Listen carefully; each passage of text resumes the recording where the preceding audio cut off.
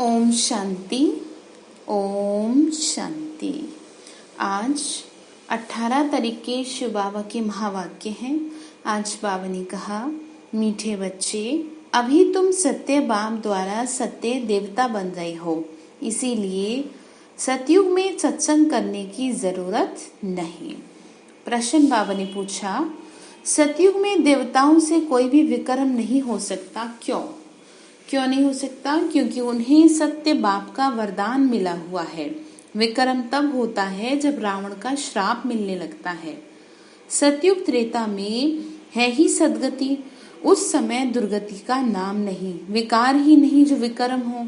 द्वापर कलयुग में सबकी दुर्गति हो जाती है, इसीलिए विक्रम होते रहते हैं। ये भी समझने की बात है। बाबा ने क्या समझाया कि पहली बात तो ये कि तुम्हें मेरी जरूरत ही नहीं, यानी सत्संग करने की जरूरत ही नहीं। कहाँ पर? सतयुग में। क्यों? क्योंकि अभी तुम मेरे संग इतना रह लेते हो मेरे साथ में कि तुम भरपूर हो जाते हो, तुम्हें प्रारब्ध मिल जाती है ना। फिर बाबा ने कहा कि बच्चे, विक्रम कब होता है? जब रावण का श्राप लग जाता है। दुनिया में भी जैसे कहते हैं ना, विनाश काले विपरीत बुद्धि, तो वही बात है कि रावण की बुद्धि हो गई, इसीलिए पाप हो रहे हैं। बाबा ने कहा, मैं तो किसी को श्राप देता नहीं हूँ। ठीक है, अच्छा। ओम शांति। मीठे मीठे रूहानी बच्चों प्रति बाप बैठ समझाते हैं।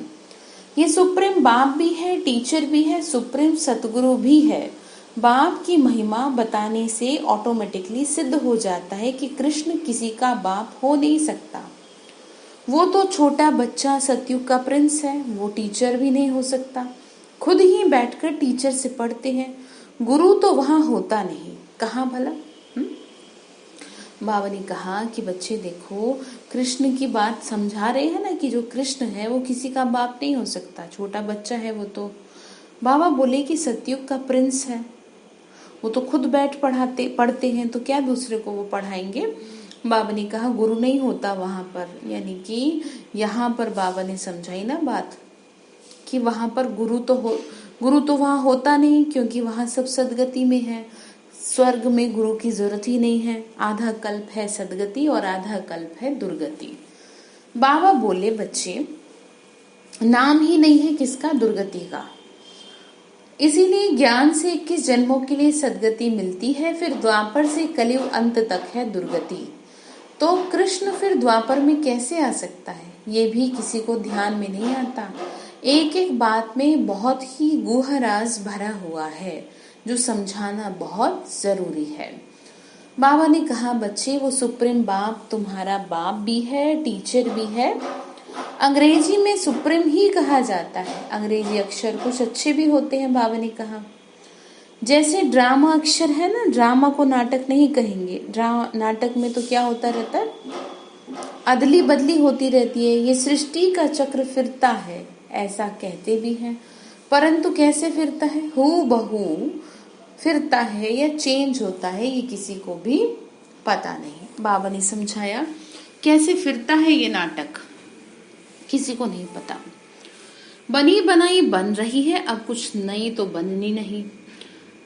जरूर कोई खेल है जो फिर से रिपीट हो रहा है। इस चक्र को, बाबा ने कहा, इस चक्र में मनुष्यों को ही चक्र लगाना पड़ता है। आत्मा तो एक ही रहती है ना, बस क्या है, वो चक्र लगाती रहती है और थोड़ी कुछ है। यही तो बात समझाई गई ना। घड़ी की सुई 12 पे आके चेंज नहीं करेंगे, वही सुई वापस रिपीट होगी। तो हम ही देवता थे और अब हम ही कैसे हो गए? तो यही तो याद दिलाया जा रहा है कि भाई आप ध्यान करो अपना। बाबा ने कहा, बच्चे देखो, अच्छा, इस चक्र की आयु क्या है, कैसे रिपीट होता है, इसको फिरने में कितना समय लगता है, ये कोई नहीं जानता। इस्लामी, बौद्धी आदि ये सब हैं घराने जिनका ड्रामा में पार्ट है। तुम ब्राह्मणों की डिनाइस्टी नहीं है। बाबा ने कहा तुम्हारी राजधानी नहीं है, ये है ब्राह्मण कुल। सर्वोत्तम ब्राह्मण कुल कहा जाता है, ब्राह्मणों का कुल कहा गया है। देवी देवताओं का भी कुल है, ये तो समझाना बहुत सहज है। देवताओं को तो हड्डी मांस है नहीं। बाबा ने कहा ब्रह्मा सो विष्णु, विष्णु सो ब्रह्मा। बाबा ने कहा फरिश्ते रहते हैं ना, सूक्ष्म वतन में फरिश्ते रहते हैं, वहां हड्डी मांस होता नहीं। फरिश्तों को हड्डी मांस नहीं है, देवताओं के शरीर हैं तो हड्डी मांस है ना। यानी कि 5 तत्वों के बने हुए शरीर की जो बात है वो फरिश्ते स्वरूप में नहीं है। फरिश्ते को क्या इस चीज की जरूरत। बाबा ने कहा वहां हड्डी मांस नहीं होता, कहाँ? सूक्ष्म वतन में कौन होते हैं? फरिश्ते। देवताओं को तो हड्डी मांस है ना, ब्रह्मा सो विष्णु, विष्णु सो ब्रह्मा। इसका मतलब क्या है कि वही क्या बनते हैं? ब्रह्मा सो विष्णु, विष्णु सो ब्रह्मा। कैसे बनते हैं ये इस ज्ञान में समझा दिया गया ना। विष्णु की नाभि कमल से ब्रह्मा क्यों दिखाया है, थोड़ा सा विचार कीजिए। सूक्ष्म वतन में तो ये बातें होती नहीं है ना, जवाहरात आदि हो सकते, इसीलिए ब्रह्मा को सफेद पोषधारी ब्राह्मण दिखा दिया है। ब्रह्मा साधारण मनुष्य बहुत जन्मों के अंत में गरीब हुआ ना। इस समय है ही खादी के कपड़े। बाबा ने कहा वो बेचारे समझते नहीं कि सूक्ष्म शरीर क्या होता है। देखो बाबा ज्ञान के राज समझा रहे हैं। बाबा ने कहा ब्रह्मा को दिखा दिया ऐसा, पर समझते तो है ही नहीं कुछ। तुमको तो बाप समझाते हैं वहां है ही फरिश्ते जिनको हड्डी मांस होता नहीं। सूक्ष्म वतन में तो ये श्रृंगार आदि होना नहीं चाहिए। बाबा ने कहा सूक्ष्म वतन में तो देखो किसी चीज की श्रृंगार की जरूरत ही नहीं है, ठीक है ना। बाबा समझा रहे हैं। बाबा ने कहा बच्चे देखो, परंतु चित्रों में दिखाए तो बाबा उसका ही साक्षात्कार कराए, फिर अर्थ समझाते हैं, जैसे हनुमान का साक्षात्कार कराते हैं। अब हनुमान जैसा कोई मनुष्य होता नहीं है। भक्ति मार्ग में अनेक प्रकार के चित्र बनाए, जिनका विश्वास बैठ गया उनको ऐसा कुछ बोलो तो बिगड़ पड़ते हैं। देवियों आदि की कितनी पूजा करते हैं, जिसका जिसमें विश्वास हो गया वो उसी को पूजते हैं, फिर डुबो देते हैं। ये सब क्या है? भक्ति मार्ग। भक्ति मार्ग के दलदल में मनुष्य गले तक डूबे हुए हैं। बाबा ने कहा क्या है गले तक डूबे, मतलब इतना ज्यादा ओवर हो रहा है कईयों का अंधविश्वास। बाबा ने कहा जिसको जो विश्वास बैठ गया वही समझते हैं, फिर निकाल कैसे सकेंगे? निकालना ही मुश्किल हो जाता है। कोई को तो औरों को निकालने के निमित्त बन खुद ही डूब पड़ते हैं। बाबा ने कहा कई क्या है निकालने चलते हैं खुद ही डूब जाते हैं, खुद गले तक दूबन में फंसते, अर्थात काम विकार में गिर पड़ते हैं। ये है सबसे बड़ी दूबन दलदल। सतयुग में ये बातें होती नहीं। अभी तुम सत्य बाप द्वारा सत्य देवता बन रहे हो, फिर वहां सत्संग होते नहीं। सत्संग यहाँ भक्ति मार्ग में करते रहते हैं, स्वर्ग में जरूरत ही नहीं, क्योंकि इस समय बाबा का संग मिल गया, ताकत भर गई ना। समझते हैं सब ईश्वर के रूप हैं, कुछ भी नहीं समझते। और बाप बैठ समझाते हैं। क्या समझाते हैं? कलयुग में है। कलयुग में कौन है? बताओ। कलयुग में है सब पाप आत्माएं। बाबा ने समझाया ना। यहाँ पर तो देखो कोई है नहीं ऐसी आत्मा, पुण्य आत्मा। सतयुग में होती है पुण्य आत्मा। रात दिन का फर्क है, तुम अभी संगम पर हो। कलयुग और सतयुग दोनों को जानते हो। मूल बात है इस पार से उस पार जाने की। क्षीर सागर और विषय सागर का भी गायन है ना, परंतु अर्थ नहीं समझते हैं। अभी बाप यह सब समझा रहे हैं बैठ करके। कर्म और अकर्म का राज समझाते हैं। कर्म तो मनुष्य करते हैं, फिर कोई कर्म अकर्म होते हैं और कोई विकर्म हो जाते हैं। रावण राज्य में सब कर्म विकर्म ही होते हैं। बाबा ने कहा इस समय सबके जो कर्म है ना वो पाप कर्म की कैटेगरी में ही जाते हैं। बाबा बोले बच्चे सतयुग में विकर्म होता नहीं, क्योंकि वहां है राम का राज्य। बाप से वरदान पाए हुए हैं। रावण देते हैं श्राप, ये सुख और दुख का खेल है ना। दुख में सब बाप को याद करते हैं, सुख में कोई याद नहीं करते। वहां विकार होते नहीं। बच्चों को समझाया है। सैपलिंग लगाते हैं, ये सैपलिंग लगाने की रस्म भी अभी पड़ी है। बाप ने सैपलिंग लगाना शुरू किया। आगे जब ब्रिटिश गवर्नमेंट थी तो कभी अखबार में नहीं पढ़ता था कि झाड़ों का सैपलिंग लगाते हैं।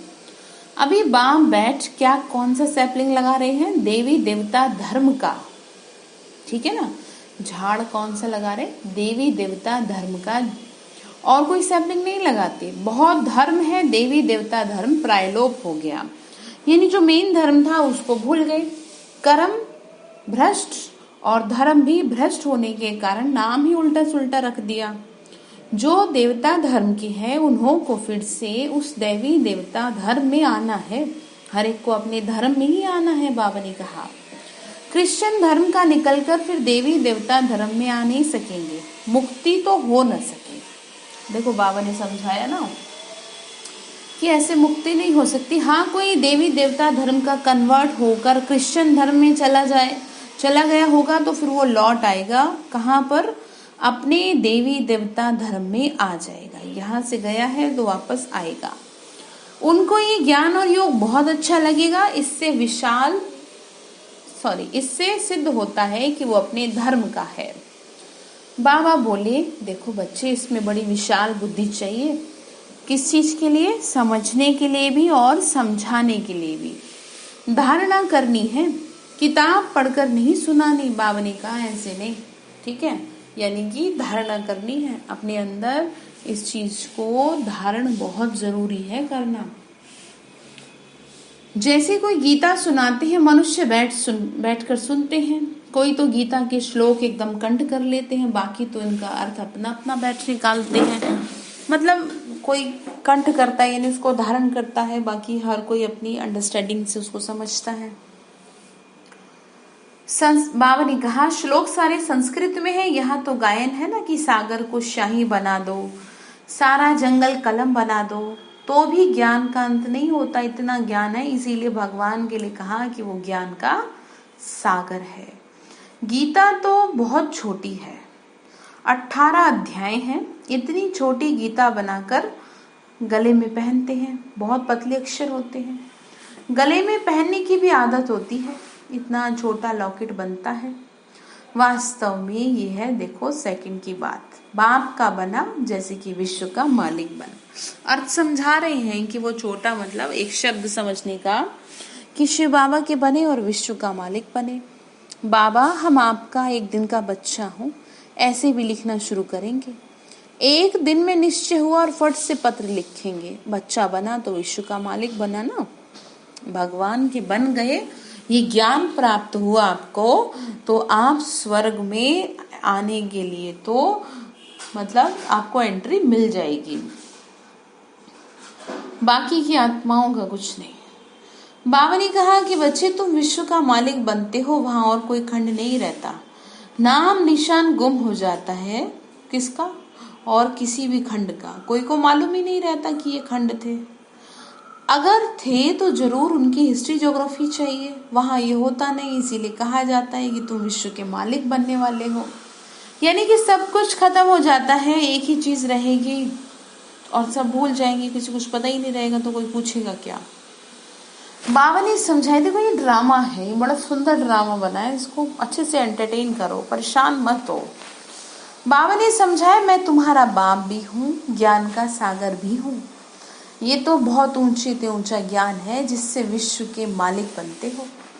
हमारा बाप सुप्रीम है, सत्य बाप, सत्य टीचर है, सत्य सुनाते हैं, बेहद की शिक्षा देते हैं। वो बेहद का गुरु है। कौन? शिव बाबा।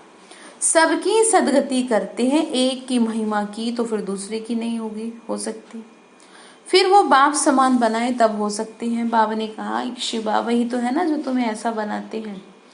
पतित पावनी गंगाएं यह माताएं हैं, तो तुम भी पतित पावन ठहरे। कहते ना सत्य नाम लिखते हैं। वास्तव में पानी की गंगा को पतित पावनी नहीं कहते, ज्ञान की गंगा जो ज्ञान सुनाने वाली है।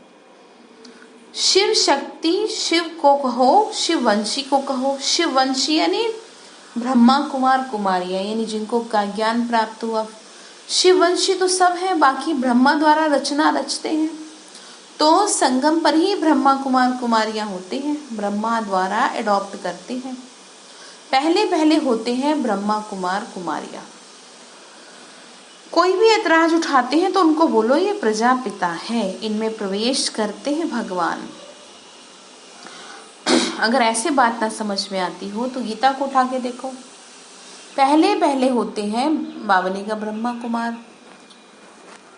बाप कहते हैं बहुत जन्मों के अंत में मैं क्या करता हूँ, प्रवेश करता हूँ। किस में? ब्रह्मा में। दिखाते हैं ना, विष्णु की नाभि से ब्रह्मा निकला। अच्छा विष्णु फिर किसकी नाभि से निकला, उसको एरो का निशान दे सकते हो बाबा ने कहा समझाने के लिए कि दोनों ना ओत प्रोत हैं, यानी दोनों एक दूसरे के इंडिकेशन है, दोनों एक दूसरे के लिए। ब्रह्मा सो विष्णु, विष्णु सो ब्रह्मा। ये फिर उनसे बाबा ने कहा यह उनसे वह उनसे पैदा हुए, यानी कि देखो अपने अपने समय पे बनते हैं। जैसे कि पिता को क्या बनना पड़ता है, कई बार बच्चों के लिए टीचर भी बनना पड़ता है, तो वो हमेशा थोड़ी टीचर रहते हैं। तो बात वही है कि ब्रह्मा को विष्णु और विष्णु को ब्रह्मा बनना पड़ता है। तो बाबा ने समझा ना कैसे बनना पड़ता है, कौन से जन्म, बाबा ने सब बताया। समझने की बातें हैं। बैठो तो समझाएं कि इनको ब्रह्मा क्यों कहते हैं। सारी दुनिया को दिखाने के लिए चित्र बनाए हैं।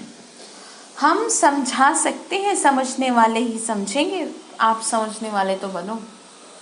बाबा ने कहा बेचारा भल वहां आएगा, परंतु प्रजा में हमारे लिए तो सब बेचारे हैं, क्योंकि माँ बाप को नहीं जानते ना, अपने पिता को भूल गए, तो गरीब को बेचारा कहा जाएगा ना, ज्ञान नहीं है। कितनी पॉइंट्स बच्चों को धारण करनी है, बाबा ने कहा भाषण करना होता है, टॉपिक्स पे सेवा करनी होती है, नहीं टॉपिक कोई कम है क्या। प्रजापिता ब्रह्मा और सरस्वती 4 भुजाएं दिखाते हैं, तो 2 भुजा बेटी को हो जाती हैं, युगल तो है नहीं, ठीक है, ब्रह्मा सरस्वती। युगल तो वास्तव में बस विष्णु ही है, ब्रह्मा की बेटी है सरस्वती। शंकर को भी युगल नहीं है, इस कारण शिव शंकर कह देते हैं। अब शंकर क्या करते हैं, शंकर पार्वती दिखाते हैं। शंकर क्या करते हैं, विनाश तो एटॉमिक बॉम्ब से होता है, बाप कैसे बैठ समझाते हैं। बाबा ने कहा कैसे बैठ बच्चों का मौत कराएंगे तो पाप हो जाए। बाबा ने कहा मैं तो तुमको समझा रहा हूं, मैं थोड़ी कुछ कर रहा हूं। बाबा ने कहा देखो बाप तो और ही सबको शांति धाम वापस ले जाते हैं बगैर मेहनत। बाबा ने कहा मैं तो उल्टा तुमको क्या है ना बिना मेहनत के लेके जाता हूँ कि भाई देखो ऐसा है, मेरे को याद कर लो, चलो फिर। बाबा ने कहा देखो हिसाब किताब चुकतो कर सब घर जाते हैं, क्योंकि कयामत का समय है, बाप आते हैं सेवा पर सबकी सदगति कराने। ठीक है, तुम भी पहले गति में फिर सदगति में आएंगे, ये बातें समझने की है।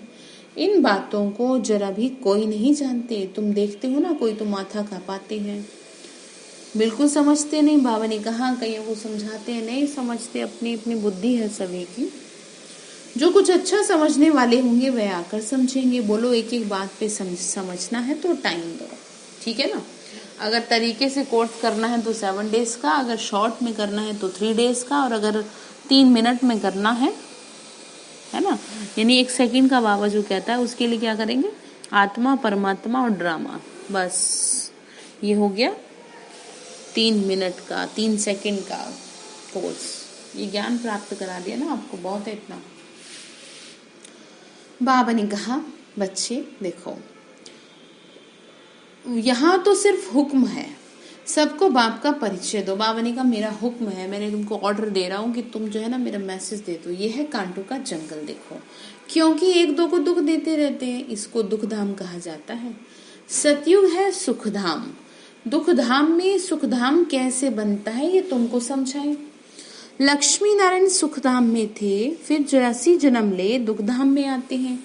ये ब्रह्मा का नाम भी कैसे रखा, बाबा कहते हैं मैं इसमें प्रवेश कर बेहद का सन्यास कराता हूँ। किसमें, ब्रह्मा में, फट से सन्यास करा देते हैं, क्योंकि बाप को सर्विस करानी है। ब्रह्मा को ये ज्ञान प्राप्त हुआ तो उनको समझ में आई ना बातें, क्योंकि बाबा ने कहा मुझे उनसे सेवा करानी थी, इसीलिए नाम रखा। इनके पिछाड़ी बहुत निकले जिनका बैठ नाम रखा, पहले रख देते थे बाबा। वो लोग फिर बिल्ली के पुंगरे बैठ दिखाते हैं, वो दिखाते हैं ना कि उसमें बचा लिया उनको, उसमें घड़े में दिखाते हैं। ये सब है दंत कथाएं, बिल्ली के पुंगरे हो कैसे सकते हैं, बिल्ली थोड़ी बैठ ज्ञान सुनेगी। बाबा युक्तियां बहुत बताते हैं, कोई बात किसी को समझ में ना आए तो बोलो जब तक अल्प को नहीं समझा तो कुछ नहीं समझेंगे। बाबा ने कहा कुछ भी समझ में नहीं आ रहा तो सबसे पहले अपने पिता के बारे में समझो, ठीक है। बाबा ने कहा, बाबा समझा रहे हैं, निश्चय करो एक बात निश्चय करो और लिखो, नहीं तो भूल जाएंगे। मतलब पहले निश्चय करो। कल भी बाबा ने ये कहा, माया भुला देती है। मुख्य बात है बाप के परिचय की। हमारा बाप टीचर सतगुरु है, ठीक है, जो सारे विश्व के आदि मध्य अंत का राज समझाते हैं, जिसका कोई को पता नहीं। बाबा ने कहा इस तरह से समझाओ। इस समझाने में टाइम चाहिए। जब तक बाप को नहीं समझा तब तक प्रश्न उठते ही जाएंगे। बाबा ने कहा अल्फ नहीं समझा, यानी अल्लाह को नहीं समझा तो बे कोई कुछ नहीं समझेंगे। मुफ्त संशय उठाते रहेंगे, ऐसे क्यों वैसे क्यों, शास्त्रों में ऐसे कहते हैं। इसीलिए सबसे पहले इंट्रोडक्शन दो शिव बाबा का, ठीक है। अच्छा, मीठे मीठे सिक्के लदे बच्चों प्रति माता पिता बाप दादा का याद प्यार और गुड मॉर्निंग। रूहानी बाप की रूहानी बच्चों को नमस्ते। रूहानी हम बच्चों की रूहानी माता पिता बाप दादा को नमस्ते। नमस्ते शिव बाबा, नमस्ते। शुक्रिया बाबा। धारणा के लिए मुख्य सार है, कर्म अकर्म और विकर्म की गुह गति को बुद्धि में रख। अब कोई विकर्म नहीं करना। बाबा ने कहा मैंने सारी फिलॉसफी तुमको समझा दी है, इसीलिए अब कुछ गड़बड़ मत करना। ज्ञान और योग की धारणा करके दूसरों को भी कराना। दूसरा पॉइंट है, सत्य बाप की सत्य नॉलेज देकर मनुष्य को देवता बनाने की सेवा करनी है। विकारों के दलदल से सबको निकालना है, ठीक है। तो वरदान दिया बाबा ने, अपनी पावरफुल स्थिति द्वारा मनसा सेवा का सर्टिफिकेट प्राप्त करने वाले स्व अभ्यासी भव। अपनी पावरफुल स्थिति द्वारा, जिसे मैं आपको कई बार समझा चुकी हूँ, अपनी स्थिति पे ध्यान दीजिए। विश्व को लाइट और माइट का वरदान देने के लिए, यानी शक्ति देने के लिए, प्रकाश देने के लिए अमृत वेले आपको क्या करना है, ये अमृत वेले शिव बाबा की याद के स्व अभ्यास द्वारा पावरफुल वायुमंडल बनाओ। यानी कि आप बाबा की याद में बैठे और वायुमंडल को पावरफुल बनाओ, तब मनसा सेवा का सर्टिफिकेट प्राप्त होगा। लास्ट समय में मनसा द्वारा ही नजर से निहाल करने की अपनी वृत्ति द्वारा, यानी अपनी सोच द्वारा उनकी वृत्तियों को, यानी दूसरे की मेंटलिटी को बदलने की सेवा करनी है। बाबा ने कहा इतनी ताकत तुम्हारे अंदर होनी चाहिए, वातावरण ऐसा होना चाहिए कि तुम्हारे पास जो आ रहा है उसकी मनसा ही बदल जाए, उसकी वृत्ति बदल जाए। अपनी श्रेष्ठ स्मृति से सबको समर्थ बनाना है, इसीलिए अपनी स्थिति पर बहुत ध्यान देना है। अब ऐसा लाइट माइट देने का अभ्यास होगा, तब निर्विघ्न वायुमंडल बनेगा और ये किला मजबूत होगा। तो स्लोगन है, समझदार वह है जो मनसा वाचा कर्मणा तीनों सेवाएं साथ साथ करते हैं। क्या कहा, समझदार वह है जो मनसा वाचा कर्मणा तीनों सेवाएं क्या करते हैं, साथ साथ करते हैं। अच्छा, तो बाबा ने क्या कहा, होमवर्क क्या दिया, बाबा ने कहा बच्चे देखो मैंने तुम्हें सारी कर्मों की गति समझा दी है, इसीलिए अब कोई भी पाप कर्म तुम नहीं करना। अच्छा, ओम शांति।